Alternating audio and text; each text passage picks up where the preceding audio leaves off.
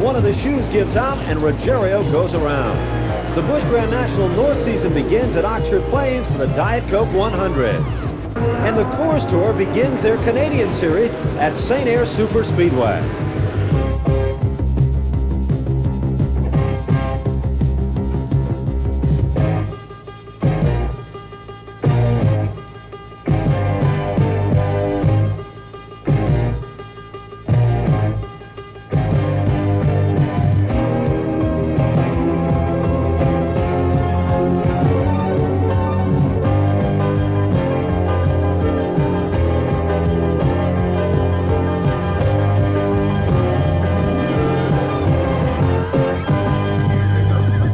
The crowds are back here in New England. It's a picture-perfect weekend for motorsports racing here in the Northeast, as the event that's billed as the greatest race in the history of spring will be brought to you from the Stafford Motor Speedway. The fans are ready. It's been a long, cold winter, and they're ready for the best in NASCAR Modified Tour racing action here from the Stafford Motor Speedway. Hello, I'm Ben Dodge, and I welcome you to yet another edition of Race Week. Well, as you can see, it's a beautiful afternoon to take a look at great racing action on the NASCAR Winston Modified Tour. And there's a $50,000 attraction that makes this event extra special here from the Stafford Motor Speedway. But besides the Spring Sizzler event, we'll also be taking a look at the Busch Grand National North Circuit from the Oxford Plains Speedway in Oxford Plains, Maine. Then it's on to the Super Speedway of Canada, the St. Air Speedway, to take a look at the Coors Act Tour. Besides all of that, it's opening night racing action at its best, the best that dirt has to offer from Lebanon Valley Speedway. And it's more Saturday night excitement from Riverside Park. But right now, the racing action begins right here from the Stafford Motor Speedway for the running of this, the Coors Spring Sizzler, for the men of the NASCAR Winston Modified Tour. The pit area was literally bulging at the seams, not only with race cars, but with intense individuals involved with racing too. But there was something strange, and perhaps something unusual, that was happening in the pits and drawing a great deal of interest. It was a surprise visitor, and it appeared that he wanted to go racing. I think I'll drive today.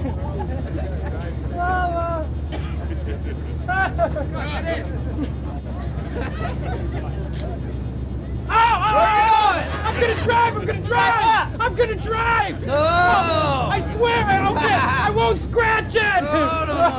No. Okay. Hey, can I drive your car, buddy? No! What do you mean, no? Don't you trust me? No! I wouldn't trust you either. Okay, so what? I set bad time yesterday. I don't want to drive. What do you say, Mark? While there was clowning around in the pit area, there was no clowning around on the racetrack, because now it was time to go racing.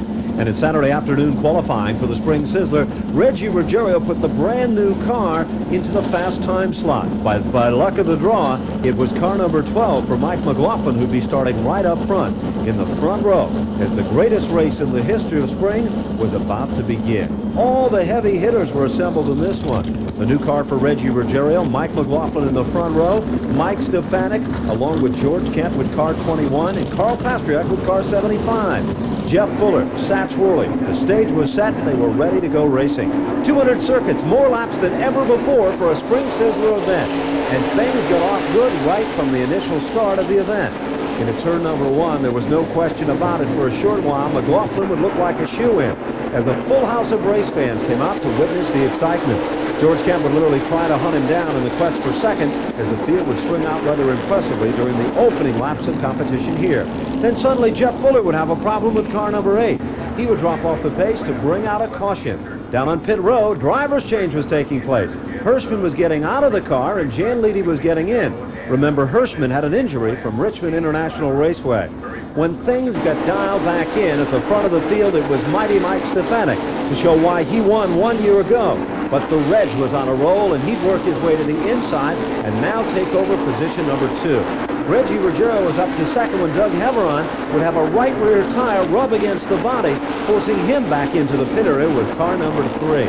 But that wasn't the only story being told. McLaughlin was now hunted down by the brand new Sherwood racing machine, the Mario Fiore 44. And once he got there, he made it look so easy as he worked his way to the inside to take over position number 1. It was the Reg now in command, with McLaughlin having to settle for second. And some of the fans loved it, and some of the fans hated it. But there was no question about it, it wasn't over with yet. Leading a lapped automobile, then Tommy Bowles would spin towards the center of the infield, then come back out and rejoin as the caution would come out of the field once again. Now under caution, pit road was the story, and just about every car on the racetrack would pit, including the leader, Reggie Ruggiero, with the Teddy Bear Pools number 44. Heavy pit stop action here, but the story was the same throughout the pit area. McLaughlin, Kent, Satch Worley, Rick Fuller, and a cast of literally 24 others were now suddenly in the pits. Back to green, inside lane. Leader of the pack, he didn't lose any time in the pits. It was still Reggie Ruggiero. No question about it, there was still a battle going on as several of the front-running cars were trying to get back to the front of the field. Leedy was running good. When Iwanitsko and Leedy would come together, a cut tire would be the story for car 36. Leedy's story would be a little different as he would head back to the pits on the hook. But Mike McLaughlin had now threaded the needle back to the front. Charlie Rudolph was slightly off the pace for a while, but contending among the top 5. Worley was on a roll, and so wasn't Jamie the Jet Germano. And don't count out George Kent or Brian Ross, as they too were among the top 7 cars in the field. Then suddenly, a hard shot to the wall, Teddy Christopher. The Hanks number 37 literally had pierced the Armco retaining wall approaching turn number 3. The field was brought to red due to the repairs necessary to the Armco retaining wall. But once things were back to green, it was still the Reg in command, setting the pace at the front of this field. Meanwhile, the front 10 cars were packed together nicely. Satch Worley was running strong on the inside of Doug Walcott with car 48. And George Kent was looking to get back to the front, and so wasn't Tommy Bowles. There was good racing when suddenly a hard shot to the wall in turn 1. Car number 99, Tony Jankowiak, had slammed the wall. Involved in this skirmish, too, was car number 97 for Andy Romano. A quietness could be heard throughout the grandstand. An outstanding job by the safety crew as they removed Jankowiak from the automobile. Tony Jankowiak had tragically lost his life at the Stafford Motor Speedway. But for this young and talented driver, his career was short-lived, but extremely bright. At the start of 1990, he would become the champion of the World Series of Asphalt Stock Car Racing at the new Smyrna Speedway. His goal of driving a front-running car for a front-running team had occurred. The Bill Potts number 99 in Jankowiak was more than a contender, but a true champion. The 1990 champion from the World Series of Asphalt Stock Car Racing was Tony Jankowiak. Perhaps among his proudest goals, this and championships at Lancaster Speedway. All of the racing fraternity now mourns the loss of Richie Evans' protege, Tony Jankowiak, at the young age of 29. As the field would await the sun to set, no one knew of the news of the tragic death of Tony Jankowiak. But once back to green, the excitement was again starting to build, as Reggie Ruggiero was still in command of the event, and Stefanik was not letting Ruggiero get far out of his sight. Car number 69 for Brian Ross was trying to make up some lost time, and so wasn't Tommy Bowles, when suddenly a tire would go down on the leader, Reggie Ruggiero. He would spin in turn 1, and that would bring out a caution and tighten things back up once again. It was Mighty Mike Stefanik into the lead as he would set the pace. George Kent would try to thread the needle to the front, and so wouldn't Satch Worley. As Mike McLaughlin was coming on strong, Worley would cut a tire, and he too would suddenly spin with car number 4. Back at the front of the field, it was Stefanik, the leader of the pack. Kent was holding on, and Ruggiero was getting dialed in and heading to the front, hunting down on the back bumper of Rick Fuller. More problems would develop down the front straightaway. This time, Larry Moore and Mikey Winitsko would come together, and so wouldn't Charlie Rudolph with car number 72. They'd all head back to the pits, but when it was back to green, it was Mike Stefanik with McLaughlin right there to contend. But time was starting to run out. The final circuits of competition saw 4 cars contending for the victory. McLaughlin would give a bold run for the money to the outside, muscle up a lot of steam, but no bite there, as Stefanik would literally hold on to secure the victory. Finishing in the runner-up spot was Mike McLaughlin. George Kent would finish in 3rd, 4th was Ricky Fuller, and 5th was Reggie Ruggiero. 6th through 10th would be Jamie DeMano over Brian Ross, Satch Worley in 8th, Jan Leedy in 9th, and Tom Bowles to round out the top 10. Stefanik finally got the monkey off his back. Yeah, Brian, it feels really great to win the course Sizzler here today, tonight. But the car really wasn't quite right, and we're just real happy to win it. We've hanging on is a good way to sum it up. We were hanging on at the end there. Mike was quicker. Reggie was fast all day. Sometimes not always the fastest car wins, obviously. But we're just happy to break our jinx and just get off to a good start and just have a good run. And now hopefully, the troops will be pumped to go to Martinsville. We made a last pit stop decision to go for soft tires, come in, put them on. A little tight, but the car was definitely going good at the end. It would have been real interesting. We come together with a couple to go, or the last lap there. It was a good race for the fans, I'm sure. After 4 events of the NASCAR Winston Modified Tour, Jamie DeMano leads the points with 645. Rick Fuller is second with 599 over Satch Worley, George Kent, and Tommy Bowles. 6th through 10th is Tony Hirschman over Reggie Ruggiero, Jeff Fuller, Doug Everon, and Charlie Rudolph. 35 laps was the story of the Winston Racing Series Modifieds, and battling Bo Gunning would be starting right up front to the inside of Bobby Mercier. Field went to green. Mike Christopher, some new colors, had now worked his way into the top 10, right initially on the start.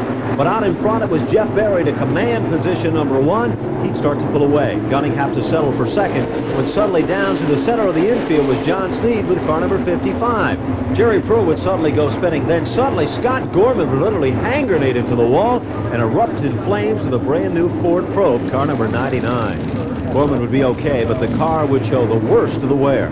Back to green, it was Jeff Berry still out in command of this field. Further back in the pack, Mike Paquette was coming on strong, so wasn't Gary Leach with car number 64. Other contenders that had worked their way to the front for a while included Mike LeVetri, whose hopes would literally go up in smoke with car number 33. Then suddenly a mix-up would occur. Kenny Johnson, Mike Paquette would be involved with Tommy Tagg and the number 13 of Ron Rocco. Frank Hurt would also be involved, and once again, John Sneed. Back up front, Richie Gallup, driving car 31, was holding off Teddy Christopher. Bo Gunning was trying to give him a run for the money, and Bob Mercier was still a contender in this event with car number 8. Then suddenly Ted Christopher would get crossed up, slide down through the infield, and literally lose a lap in the center of the infield. Richie Gallup would look strong until Bob Potter would move to the inside, and Ed Spires would show to life with car number 3X. Spires was also on a roll trying to get to the front of this field. But there was no question about it. There was now a 4-car bid when suddenly Bobby Georgitis would slam the wall.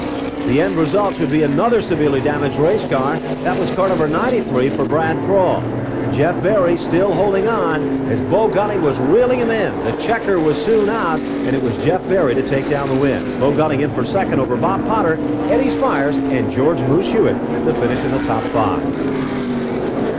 The late model feature event, it took no time at all for Tony Sylvester to work to the inside of Bob Skinzer and take over position number 1. Ricky Shawn, Larry Vassar, and Brad Boisenau were having their share of problems, and right in the middle of things with car number 02 was Chuck Doherty. Sylvester was out in front. Doherty was trying to reel him in. Then Chuck Zantarski out of nowhere would come from the back of the pack to move in to contend. But it was Tony Sylvester to take down the victory. Chuck Doherty in for second over Chuck Zantarski, Ricky Shawn, and Larry Vassar.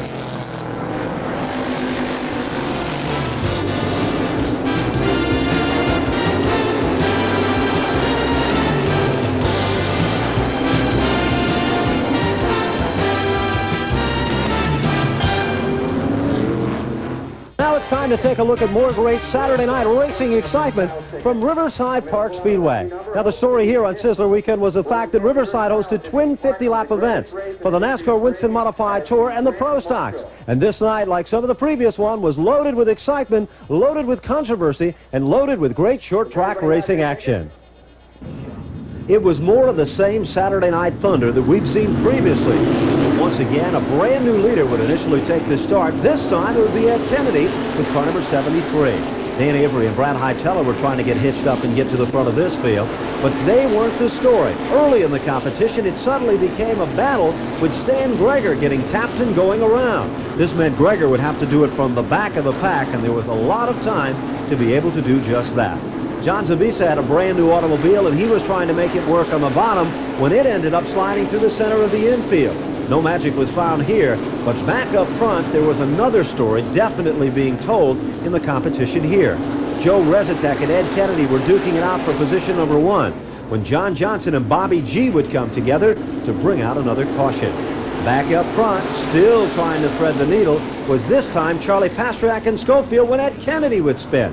Rezitek, George Rudinis, Brian Schofield, and even Stephen Park would be involved in this one, as well as two-time feature event winner Jerry Marquis and the number 49. Back to the front of the field, it was Ricky Summers who was giving Tommy Bowles a shakedown for position number 1. Bowles would take over the lead just like night number 1, but Ricky Summers was hunting him down.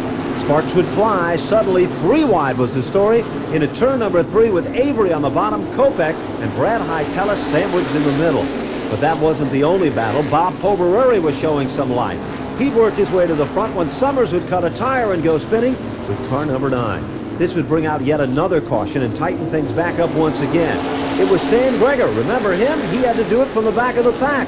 He was now in command of this event. Tom Bowles was running in second, and four-time champ Povereri was right there as factor number 3. It was Dan Avery who was setting in the 4th spot, and Stephen Park now among the top 5 in his first appearance of 1990. But time was starting to run out. Greger was holding on. Avery was moving in, but it was Greger to take down the win.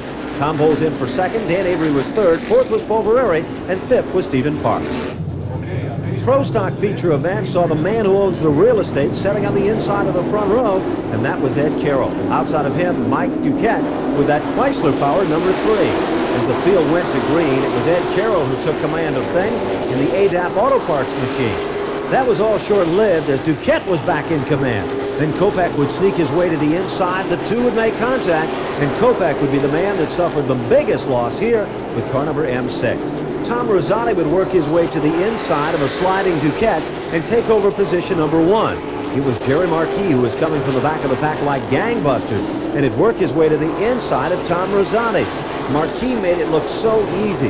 The power was the deciding factor here, as now Jerry Marquis was the man who was contending right at the front of this field.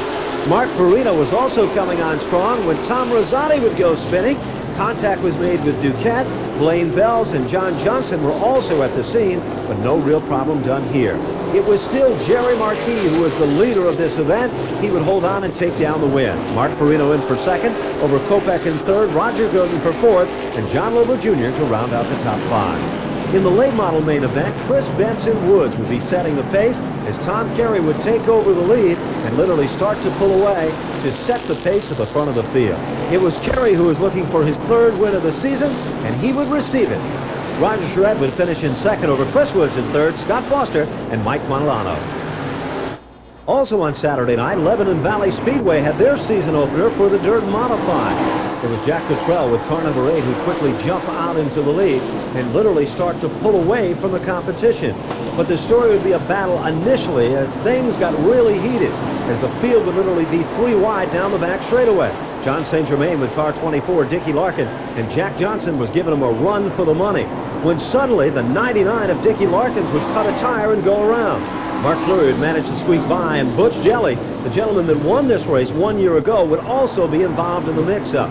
Back towards the front of the field, it was still Cottrell in command, but there was more great racing action at the front of this field.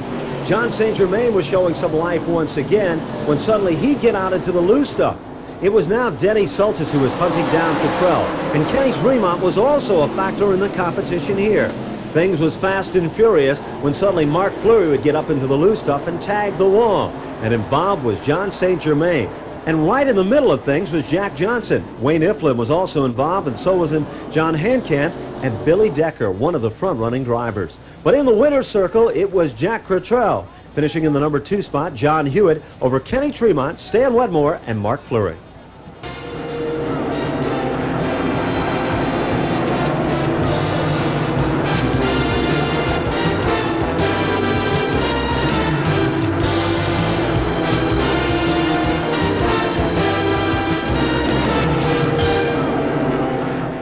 Touring division, but they're not the only touring division that competed this past weekend. The Oxford Plains Speedway in Oxford Plains, Maine also hosted the Busch Grand National North Circuit. As we'll take a look as Dan Wolf will file this report for the Diet Coke 100 from Oxford Plains, Maine. Thanks, Ben. Heavy rain blanketed northern New England for nearly 2 days, but early this morning the clouds lifted and we have a beautiful New England spring day for this, the season's opener of the Busch Grand National North Series, the Diet Coke 100. 32 Busch Legal late models took the green flag. Pole sitter Dick McCabe faded quickly, leading only 3 laps. On the 4th circuit, Rick Craven moved the Speedy Oil Change car number 25 into the lead. Craven, a former Coors Tour driver, debuted his new team today at Oxford. We talked with Craven before the race. Rick, after racing half a season in 1989, you're back in 1990 with a competitive team. Well, it's really important for us, Dan. We started to rebuild our team in the fall of 1989 and secured a sponsorship with Speedy Oil Change and Tune-Up. And this being our maiden voyage, this is a great way to welcome them aboard. And I really love the format of the Busch Series of qualifying the top 6 and keeping your position. It makes for a lot easier day, you know, if you get what you deserve, and these guys are working now to get the car prepared for the feature. First caution of the day on lap number 14 for Jay Courier. Pole sitter McCabe pitted under that caution. On the restart, Craven fought off Skull Bandit Billy Clark. Clark then dropped back on lap 22 with mechanical difficulties.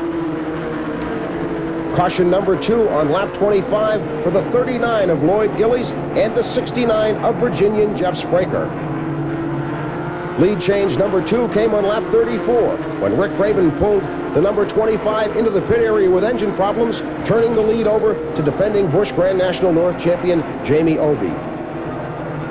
Caution number 3 on lap number 35 when Ron Moon of Cumberland, Maine exploded his engine in turn number 1.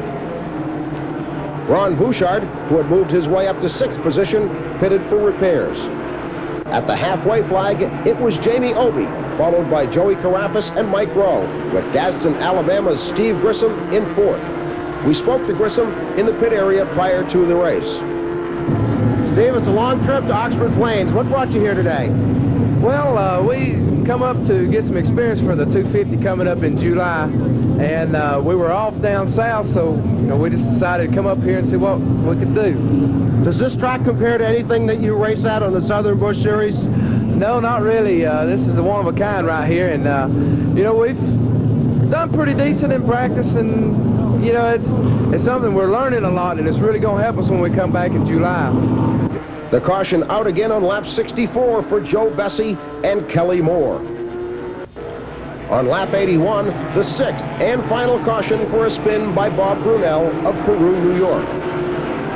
On the restart, the leaders picked up the pace for a 20-lap sprint to the finish. Dale Shaw challenged Bobby Dragon and then Mike Rowe on the outside, but time ran out for Shaw, and at the checkered flag, it was defending champion Jamie Obey of North Ferrisburg, Vermont, the winner, followed by 1987 Busch Grand National North champ Joey Carafas in 2nd. Dale Shaw of Center Conway, New Hampshire was 3rd. Mike Rowe of Turner, Maine, 4th. Veteran Bobby Dragon of Milton, Vermont was 5th.